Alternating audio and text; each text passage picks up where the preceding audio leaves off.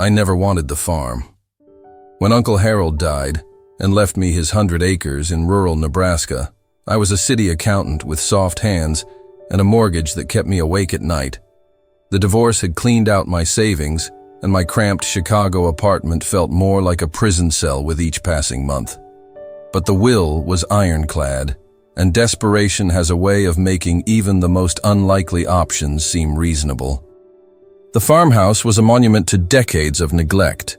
Creaking floors that announced every footstep, windows that rattled in their frames with each gust of prairie wind, and the persistent smell of dust that had settled into every corner like an unwelcome tenant. What I hadn't expected was Jasper, Uncle Harold's German shepherd, who came with the property like some four-legged fixture that couldn't be removed or returned. The dog was old, maybe 12 years, with graying fur around his muzzle and intelligent brown eyes that seemed to hold secrets I wasn't privy to. During the day, he was friendly enough, following me around as I assessed the overwhelming task of bringing the property back to some semblance of order. His tail would wag whenever I acknowledged him, and he had a way of positioning himself just close enough to be helpful without getting in the way. The farm equipment scattered around the property told the story of a man who had once been serious about agriculture but had gradually given up the fight against time and economics. Most of it was rusted beyond repair, but the centerpiece of this mechanical graveyard was an ancient John Deere tractor that sat in the middle of what used to be the main yard, like a monument to better days. The tractor was probably from the 1960s, its once proud green paint now faded to a sickly yellow-brown that reminded me of old bruises. Weeds had grown up around its massive tires, and the seat was cracked and sprouting foam like some kind of agricultural fungus. It should have been hauled away for scrap years ago, but something about its presence in the yard suggested it held significance beyond its practical value. But as soon as the sun set on my first day, something changed in Jasper's behavior. The friendly companion who had spent the day helping me explore the property transformed into something else entirely. He would position himself about 10 feet from the old tractor and begin barking, not the excited yapping of a dog chasing squirrels or announcing visitors, but deep, guttural warnings that seemed to come from somewhere primal and ancient. The sound carried across the flat Nebraska landscape like a siren, echoing off the barn and the house until it seemed to surround me completely.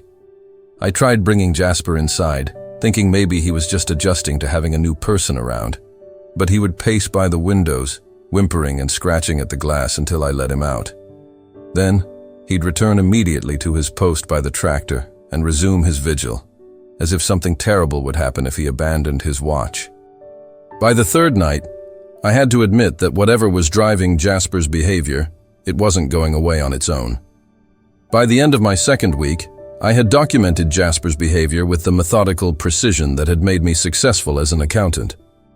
Every night at exactly 11:17 p.m. he would leave wherever he was, the porch, the barn, even from beside my chair if I was reading, and take his position near the tractor. The barking would begin at 11:20 and continue until dawn, with only brief pauses when the dog would cock his head as if listening to something I couldn't hear. The consistency was maddening. I tried everything I could think of to break the pattern. I moved the tractor to the far end of the property, using a small bulldozer that Uncle Harold had apparently kept in pristine condition, the only piece of equipment on the entire farm that still ran properly. But Jasper simply moved his vigil to the new location, as if the machine itself was the source of his concern, rather than its position. I covered the tractor with a heavy tarp, thinking maybe something visual was triggering the response. The barking continued unabated. I even went so far as to remove the tractor's battery and drain all the fluids, convinced that some kind of electrical or mechanical malfunction was producing sounds only the dog could hear. Nothing changed. The strangest part was that during the day, Jasper showed no interest in the tractor whatsoever. He would walk past it without so much as a glance, occasionally lifting his leg on its tires as if it were nothing more than another piece of farm debris. But come nightfall, the machine became the center of his universe, the focus of an intensity that bordered on obsession. I called the local veterinarian, Dr. Martinez, who had apparently treated Jasper for years.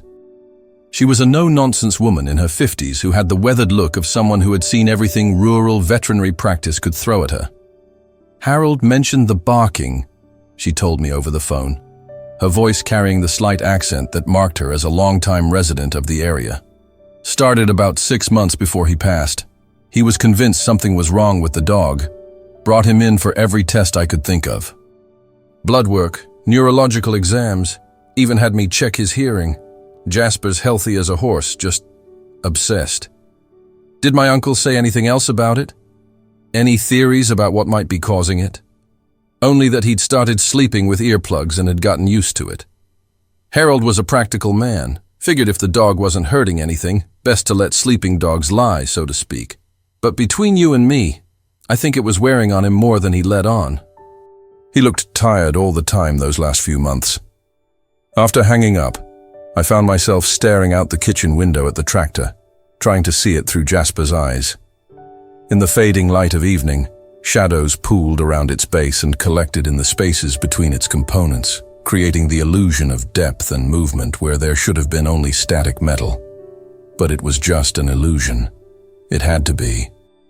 That night, I decided to join Jasper in his vigil, positioning myself in a lawn chair about 15 feet from his usual spot. If there was something about the tractor that was triggering his behavior, maybe a human perspective would reveal what veterinary science couldn't detect. The barking was even more intense up close, a rhythmic warning that seemed to pulse with its own internal logic. But more disturbing was what happened during the brief pauses when Jasper would fall silent. In those moments of quiet, I could swear I heard something else, a soft, almost subsonic humming that seemed to come from the direction of the tractor. When I mentioned this to Dr. Martinez during a follow-up call, she suggested that isolation and stress might be causing me to experience auditory hallucinations. "It's more common than you might think," she said gently. "The mind can play tricks when we're dealing with unfamiliar environments and disrupted sleep patterns." But I knew what I had heard. And as I sat in that yard night after night, listening to Jasper's warnings echo across the empty fields, I began to suspect that my uncle's practical acceptance of the situation had been less about tolerance and more about fear of what he might discover if he looked too closely. 3 weeks into my stay, chronic insomnia had become my new normal. Jasper's nightly concerts made deep sleep impossible. But more than that, I found myself drawn to the mystery in ways that defied rational explanation. I would catch myself staring at the tractor during the day, looking for some clue that might explain its hold over the dog's attention. It was during one of these late-night observations that I first noticed the smell. Just after midnight, when Jasper's barking had settled into its most consistent rhythm, a sweet, cloying odor would drift across the yard on the night breeze. At first, I thought it might be honeysuckle or some other flowering plant that bloomed at night, but as I walked around the property trying to locate the source, the smell seemed strongest near the tractor. The scent was unlike anything I had encountered before. Sweet, but with an underlying metallic tang that made my sinuses burn and left a taste in my mouth like copper pennies. It would fade with the first light of dawn, disappearing so completely that I began to wonder if I was imagining it. The next morning, driven by curiosity and frustration in equal measure, I decided to examine the tractor more closely. In daylight, it was even more decrepit than I had initially thought. The steering wheel was bent at an odd angle, as if someone had tried to force it beyond its normal range of motion. Several of the gauges on the dashboard had been smashed, their glass faces scattered on the ground around the tractor's base like frozen tears. But what caught my attention was the engine compartment. The hood was slightly ajar, held closed by what looked like a new padlock, the only piece of hardware on the entire machine that wasn't coated in rust. The contrast was striking and deliberate. Everything else about the tractor screamed abandonment and decay, but someone had recently secured the engine compartment with a lock that couldn't have been more than a few months old. I tried lifting the hood, but the padlock held firm. The keyhole was clean and recently used, with none of the accumulated grime that covered every other surface of the machine. I walked around the tractor looking for any other signs of recent attention and found them. fresh oil stains in the dirt beneath the engine, scratches around the lock that suggested it had been opened and closed multiple times, and most disturbing of all, what looked like drag marks in the soil leading from the house to the tractor. Someone had been maintaining this machine, or at least accessing its engine compartment, long after it had been retired from active duty. The timeline suggested it had been Uncle Harold, but that raised more questions than it answered. Why would a practical farmer like my uncle waste time and money maintaining a tractor that obviously couldn't run? And why would he feel the need to secure it with a heavy-duty padlock? That night, I watched Jasper with new attention, looking for clues about what the dog might know that I didn't. His barking wasn't random. It seemed to intensify whenever the sweet smell grew stronger, and there were moments when he would fall silent and approach the tractor, sniffing around the base of the engine compartment before retreating to his usual position and resuming his warnings with renewed urgency. The dog knew something, and whatever it was locked inside that engine compartment. The next morning brought a cold front that turned the Nebraska sky the color of old pewter and sent most of the local wildlife into hiding. I drove into Cedar Falls through a landscape that looked like a black and white photograph, searching for someone who could help me solve the mystery of the padlock. Cedar Falls wasn't exactly a metropolis, but it had survived the economic changes that had killed many rural communities by adapting to serve the needs of farmers and the handful of businesses that still found small-town Nebraska profitable.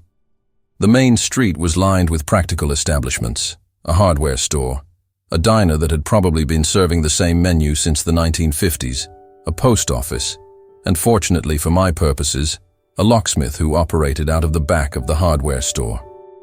Eddie Kowalski was probably 70, with hands that looked like they'd been carved from old leather and eyes that held the particular wariness of someone who'd lived in a small town long enough to know everyone's secrets. When I explained what I needed, his expression grew troubled in a way that made me think he knew more about the situation than he was initially willing to share. "You're Harold's nephew," he said. It wasn't a question. "That's right. I inherited the farm when he passed. And you want to cut the lock off the old John Deere. I want to see what's under the hood. It's my property now, and I'm curious about why someone would lock up the engine compartment of a tractor that obviously doesn't run." Eddie was quiet for a long moment, absently polishing a key blank with a cloth that had seen better days. His workshop was a study in organized chaos, with keys hanging from every available surface and lock mechanisms in various states of disassembly covering his workbench. "Harold came in here about 8 months ago," he said finally. "Wanted a good padlock. Heavy duty," he said. "Nothing cheap or flimsy. Said he needed to secure something important, something that couldn't be allowed to get out." "Get out?" Those were his exact words? Near enough. Harold wasn't much for explanations, but he looked. Eddie paused, searching for the right word. Scared. In all the years I knew that man, and I knew him for 30+ years, I never saw him scared of anything. Harold served 2 tours in Vietnam, came back and built that farm from nothing. He wasn't the kind of man who spooked easily. But that day, his hands were shaking when he counted out the money for the lock. Eddie agreed to come out to the farm the next morning, but I could tell he wasn't happy about it. As I left the hardware store, I heard him mutter something under his breath that sounded like a prayer, though I couldn't make out the specific words. That night, I stayed up watching Jasper and the tractor, trying to piece together what I knew. Uncle Harold had installed the lock about 8 months ago, around the same time Jasper's nightly barking had started. The veterinarian had said Harold was convinced something was wrong with the dog, but all the tests came back normal. And now Eddie, who had known Harold for decades, confirmed that something had frightened my uncle enough to secure whatever was in that engine compartment with a lock designed to keep something in rather than keep people out. The implications of that distinction were starting to worry me more than I cared to admit. Eddie arrived just after sunrise, his locksmith tools organized in a metal case that looked like it had been with him since the beginning of his career. Jasper followed us to the tractor, his usual daytime indifference replaced by something that looked almost like anticipation, as if he understood that we were finally going to confront whatever had been the focus of his nightly vigil. "You sure about this?" Eddie asked as he examined the padlock. Up close, I could see that his hands weren't entirely steady, and there was something in his voice that suggested he hoped I would change my mind. I'm sure. I need to know what's in there. He selected a pair of bolt cutters from his case, positioning them around the lock's shackle. The lock was heavy-duty, as advertised, but Eddie's tools were professional grade, and he had decades of experience behind them. After a few moments of concentrated effort, the shackle snapped with a metallic ping that seemed unnaturally loud in the morning air. Jasper immediately backed away from the tractor, his ears flattened against his head and his tail tucked between his legs. His message was unmistakable. Whatever was about to be revealed, he wanted no part of it. Eddie removed the broken lock and lifted the tractor's hood. For a moment, neither of us moved or spoke. Then Eddie made a sound that was half gasp, half retch, and stumbled backward so quickly that he nearly fell. Jesus Christ, he whispered, and I could hear 30 years of small-town Catholicism in those two words. Where the engine should have been, there was a cavity that had been carefully lined with what looked like black plastic sheeting. Inside this makeshift chamber, suspended by a network of tubes and wires that seemed to pulse with their own internal rhythm, was something that my brain initially refused to process. The mass was roughly spherical, about the size of a basketball, covered in a membrane that looked both organic and artificial. It pulsed with a rhythm that was almost but not quite like a heartbeat, and thin tubes ran from various points on its surface, some filled with a dark fluid that moved in slow, hypnotic waves, others apparently empty but flexing as if something invisible was being pumped through them. The sweet smell I'd been noticing at night was overwhelming now, a combination of rotting flowers and something metallic that made my eyes water and my stomach clench with nausea. But worse than the smell was the certainty that this thing, whatever it was alive and aware of our presence. As we watched in horrified fascination, the pulsing rhythm increased, and several of the tubes began to contract and expand more rapidly, as if the organism was responding to the sudden exposure to light and air. There was an intelligence behind that response, a purposefulness that made it clear we weren't looking at some kind of tumor or biological anomaly. We were looking at something that was watching us back. Eddie slammed the hood shut and backed away from the tractor as if it were about to explode. "We need to call someone," he said, his voice shaking. "The police, the health department, the CDC, somebody who knows how to handle this kind of thing." But even as he said it, I could see in his eyes the same thought that was forming in my mind. Who do you call when you find something that shouldn't exist? What authority handles discoveries that fall outside the normal boundaries of human experience? Jasper had retreated to the edge of the yard and was watching us with an expression that looked remarkably like vindication, as if he were saying, "Finally, you understand what I've been trying to tell you." And for the first time since inheriting the farm, I was beginning to understand why Uncle Harold had chosen to lock that thing away rather than destroy it or report it to authorities. Some discoveries are too dangerous to share, too alien to explain, and too important to ignore. The question was, what was I going to do about it? I never did figure out what that thing in the tractor was, or where it came from, or what Uncle Harold had been planning to do with it. Eddie left that day and never spoke of what we'd seen, though I heard through town gossip that he'd started going to church more regularly and had taken to crossing himself whenever he passed the road that led to my farm. I had the lock repaired and sealed the engine compartment again, but the knowledge of what lay hidden beneath that hood changed everything. Jasper's nightly barking took on new meaning, not the obsessive behavior of a confused animal, but the faithful warnings of a guardian who understood the danger better than any of us. Some nights, I would sit in the yard and listen to those warnings, wondering if my uncle had made the right choice in preserving something so alien and potentially dangerous. Other nights, I would find myself drawn to the tractor, my hand hovering over the new padlock, tempted to look again at the thing that pulsed and waited in its artificial womb. But I never opened it again.